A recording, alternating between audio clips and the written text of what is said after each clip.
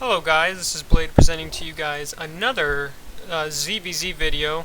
It has been a while since I've done one of these, and lately there's some new things and some things I thought would be good video material, and this will be my first one.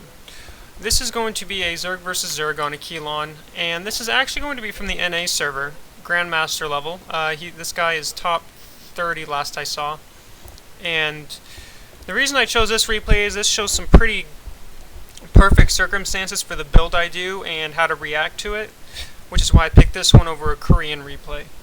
What I do in this game is muta, ling, bane, swarmhost, which is a style of ZVZ I have started doing that I have found to be, in my opinion, possibly the strongest thing versus a ground Zerg. I really think muta, ling, bane, swarmhost is the strongest composition when the other player is going roach, hydra, infester. This game is going to play out a very standard style. This guy, Jon Snow, knows that I am going to go mutalisks because I go mutalisks every single game, because even though a lot of Zergs think mutas aren't the best in ZVZ anymore, I disagree with them, and I think mutalisks are still the strongest opening, and muta into swarmhost is very powerful. I have beaten some pretty good Zergs with that style even when I was behind by a good amount. I've beaten a max roach, hydra, infester timing with 150 supply. It's a very strong composition, and like I said before, this will play out very standardly. This will play out in the standard muta build. Nothing's new until it comes to Lair Tech and I get my mutalists out. We are both going to be going 15 hatch. Or he actually goes 15 pool. This is our second game in a row. And in the first game he 10 pooled me, so he's probably worried I'm going to 10 pool Baneling bust him back. Because I've done that to him on this map before. But I do 15 hatch, and this game, again, it's going to be very standard. He's actually going to go for the +1 carapace lynx, and is going to force me to cancel my third. But it's not going to be too big of a deal because he invests in so much lings. I don't actually ever fall behind in economically, even though he gets his third a little before me. And I'm doing the 15 pool, or 15 hatch, 16 pool. And so for Overlord placement, you should always have your first Overlord go to the natural and then go behind the natural. The reason for this is because you want to see his drone count if possible. Seeing his drone count is very important and can tell you if he is all-inning you. Your second Overlord should go here in front of the ramp. Make sure to keep an eye on it though in case they try to bring a queen down here to snipe it down. Very important information. You don't want that Overlord to die. So you want to put it about here. It's just this way you can see any ling bane timing, creep spread, queen count, all that fun stuff. You should never be caught by surprise if you have an Overlord here. And then you want to put another Overlord here in the center, and then one here. And you want an Overlord here so that he can't just hide ling banes here, and same with here. You want to know where his army is and when he's going to enter. You don't want to be like completely blind and be up here and then all of a sudden a bunch of units run up. You want to know when it's going to run up. This allows you to play a little bit better defensively. And this game, I'm worried that he might do a ling bane bust, since I did 15 pool, 16 hatch, 17 gas. Or no, 16 hatch, 15 pool, or, sorry, my bad. 15 hatch, 16 pool, 17 gas. My gas is significantly later. Notice how he's already mined 100. Actually, we would have been the same, but he's all-in me before with ling bane, so I'm kind of worried that he was going to do that this game. So I decided to get my Baneling nest first due to how late my gas was. Normally you want to get ling speed first. This was just a super safe thing, and there are ways to punish this. If he scouts that I go Baneling nest first, he knows that my speed is going to be significantly delayed, and he can drone and delay his spine crawler if he wishes. I don't think he realizes that this was first, so he actually doesn't do that, but that's a way to punish it if you ever see that. And he's going to make 2 spine crawlers because he's doing a very greedy +1 carapace lings, which isn't a very good build in my opinion. You should always get a Baneling nest at least with it, because like a ling bane timing would kill him. Even though he's got 2 spines, it's just not enough if I were to do a ling bane timing, especially if I were to run up the ramp or something. 2 spines just isn't enough because it would hit before his carapace is done, and since he can't make banelings, the Zerg player makes 10 to 12 banelings and then it has a bunch of lings, they can A-move to victory pretty much. You still got to control your banelings correctly though. And so the way this build works is you start your lair at 6 minutes, then you get your 2nd and 3rd gas, and then you get your 4th gas at about 6:30.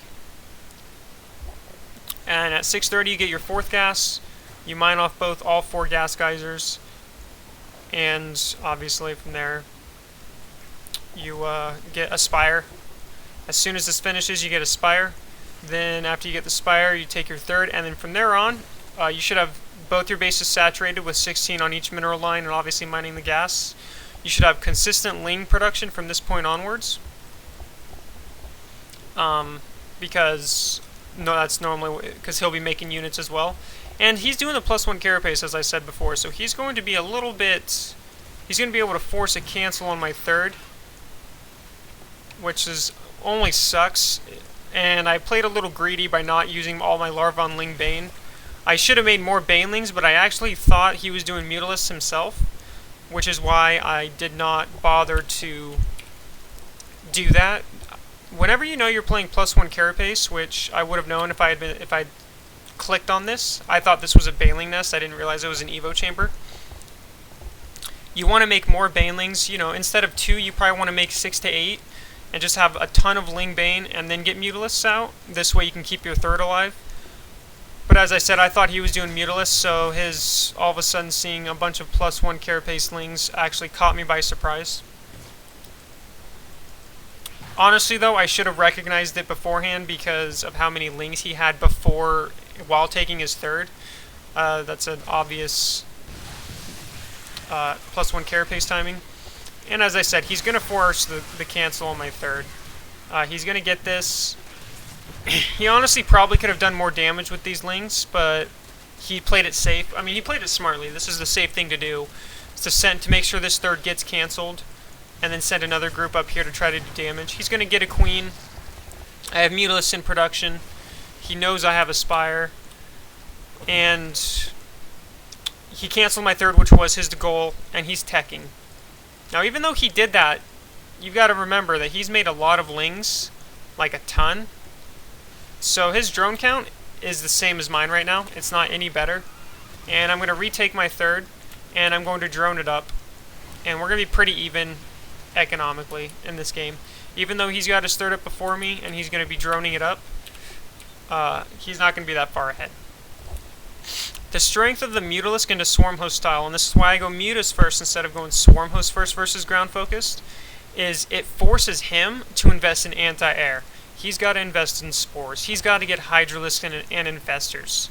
Otherwise, he can never push out on the map because Mutalisks, you know, they're pretty good at that. And now, after your Mutalisks pop, what you want to do is get double Evo and start +1 melee, +1 carapace. This is because you're going to be teching into the Ultralisks composition, Ultra Ling Bane, Swarmhost, and then you're going to add in Infestors if it gets to that point. Normally it doesn't because you just win with the Swarmhost Ultra Ling Bane, but sometimes you do need the Infestors. And, I mean, right now he's got a 12 drone lead, so he is ahead economically for a little bit, but I have a bunch of drones about to pop, and my 3rd's about to be finished. He's not mining off his gases at his 3rd, so like I said, he's really not as far ahead as some people might think. He's getting his Infestors out, then he's going to add in Hydralisks. Because Infestors alone aren't the best to deal with a ton of Mutalisks, because a good Zerg player will spread his Mutas before engaging Infestors or anything, and you would need like 10 or so Infestors. If you're going to skip the Hydralisks, you need at least 10 Infestors to be able to deal with this many Mutalisks if they're spread out. And he's hardcore droning because he doesn't have to... I mean, if I did a roach timing, I would win right now. Because he just invested in so many drones, but I don't like that. I think it's too risky. Out! Because the Infestors are just used as anti-air. And, yeah. So, if you guys were curious, that was my brother who's just being dumb. So as you can see, he's got the infestors, he's got Hydros in production. He can't push out until he has the Hydros infestors. And I've got my swarmhosts on the way. Now another thing you want to do is get baneling speed. Banelings are very important because you want to get rid of the Hydras, because your Mutalisks can be used very effectively. And after the 1-1 finishes, you want to make sure to get +2 carapace, but do not get +2 melee. The reason for this is because you are going to need the gas to go hive. And armor is a lot more important than a damage attack, because ultras already have such a sick damage output. As you can see, I'm getting my hive. You're supposed to start +2 carapace first before hive, but I think I messed up in that department. Yeah, there we go. You can start at the same time. It doesn't really matter. But as you can see, so I got Ling Bane, I got my Swarmhost out, and these are just defensively because I'm defending until Ultralisks. Once I get Ultras, I start being super aggressive. And I'm going to take my 4th, which is why I'm destroying the rocks, and I will add in Mutalisks if I need to. Now, some common things that Zerg players do when they see that their opponent is going Swarmhost is they'll either do a Muta switch, which isn't very good, because unless he's super far ahead, you should have your Mutas alive, and you'll have +1 attack. And you can just add your own, and you'll have better Mutas than his, and then you win from there. Another common thing a Zerg player will do is go Swarmhost himself. Again, this favors you, because you have Mutalisks, and you should always have Mutalisks. So you're going to be not only more mobile on the map, but you can take extra bases, and he's going to be hard-pressed to take them. Now he's going to do a +1 carapace, +2 ranged timing, maxed timing. He's going to be maxed, and I am not going to be maxed, but I am still going to smash his army. Flanking is very important when you're doing this composition. You do not want to have your Swarmhost in a bad position, and you do not want to have all your units in one position and then attack down a ramp, for example. That way, infestors with their fungal will just destroy you. As you can see, I have Ultralisks in production, and he's going to be attacking soon. I'm sending out Locust Waves. I'm going to have a Ling Bane group here, I'm going to have a Ling Bane group up here in my main, and I'm going to have my Mutalisks attack from this direction. This makes it so that he can't just fungal in one direction. He's got to fungal everywhere, and he's got to do it fast. If he doesn't do it fast, then it just, like I said, it favors me. And he should be doing the timing soon. And he's getting ready for a Swarmhost transition because he knows I'm going Swarmhost. And the reason why, if he goes Swarmhost, this favors me is because I have Mutalisks, again, which gives me complete map control. I can take more bases while denying his, because Swarmhosts are not very mobile on their own. And I can use Mutas to snipe them too. He's got to have a good anti-air force with his Swarmhost. I don't, because I have Mutas. And I've got my Ultralisks in production at this point in the game, because this is the perfect timing. I got +3 armor, and from now on, now that I'm maxed, I can start my +2 attack. I might forget this game, but you can do that.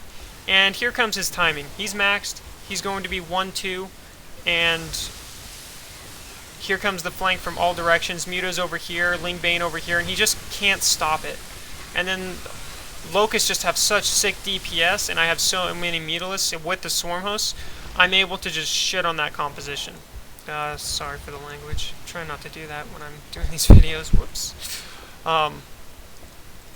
Yeah, and as you can see, Mutalisks just kind of, with that composition, I kind of just destroyed him.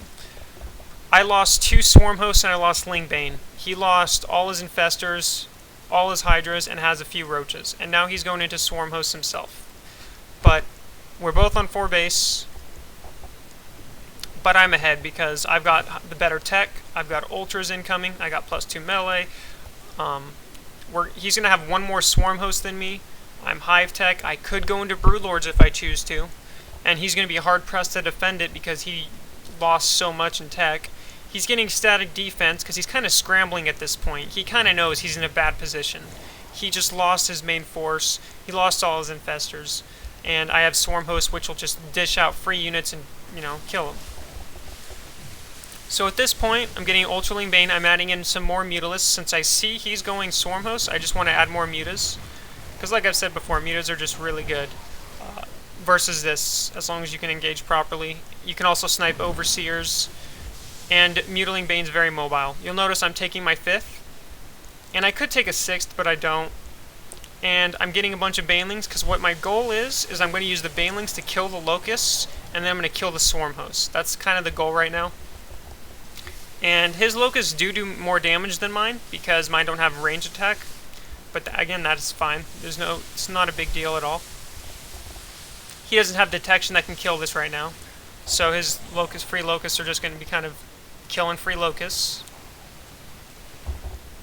And so now I'm going to do my timing. He has 17 swarm hosts, but my Ultraling Bane just kind of destroys him, as you can see. With the swarm host support as well, I'm able to destroy his ground force. The Ling Baneling took care of all the locusts, and Ultras are left over to be able to dish out the damage.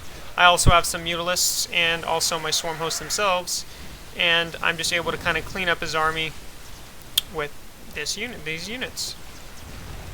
And I've got a big bank. I'm trading a lot more cost efficiently than him, because he's losing Hydralisks, Roaches, Swarm Hosts. I'm losing Ling Banelings, and I lost a couple Ultras. And I did lose my Mutas.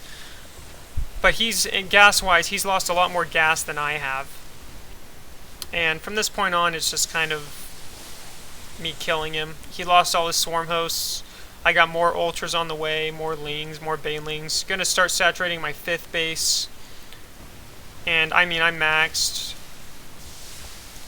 and he's pretty dead. There's not really much he can do in this situation. I feel like Muta into Swarmhost is the strongest composition in ZVZ if your other opponent isn't going Mutalisks. I rarely lose when my opponent goes Roach Hydra and I go Mutiling Bane Swarmhost. I almost never lose, because Swarmhosts are just so good. And he can't really abuse my me going Swarmhost, because I tech to Ultras pretty quick. He can't go take a 4th and 5th and then deny my 4th. It just doesn't work that way. Because I have Mutalisks, so I can deny that. I have Ling Baneling, which is again a very mobile unit composition. And the Swarmhosts are just used for defensive purposes. And yeah, so another thing you'll notice, I just want to go over before I end this, is a lot of Zerg players on Korea actually, a lot of the Zerg players, when I see I go Swarmhost, they'll actually try to do split attacks with Roaches after their first Roach Hydra Infestor group dies. They'll do counterattacks all the time and then expand. And that's where the Mutiling Bane really comes into play, because after you destroy that first army, you can move out, you can start being aggressive. And if he's doing counterattacks, Mutiling Bane just deals with it so good, and then you just kind of crush him from there. So this is just kind of my new style of ZVZ I've been doing, and like I said, I'm beating Grandmasters on Koreans with this style. I'm beating some really good players with this. It's just a very strong style that I think is possibly the strongest unit composition in ZVZ if the other player does not go Mutalisks. So you can follow me on Twitter at Blade555, my stream, Twitch TV, Blade55555, and I'm not sure when my next video will be. This was just something I felt like doing, and hopefully this helps your guys' ZVZ out, and thanks for watching, guys. Peace.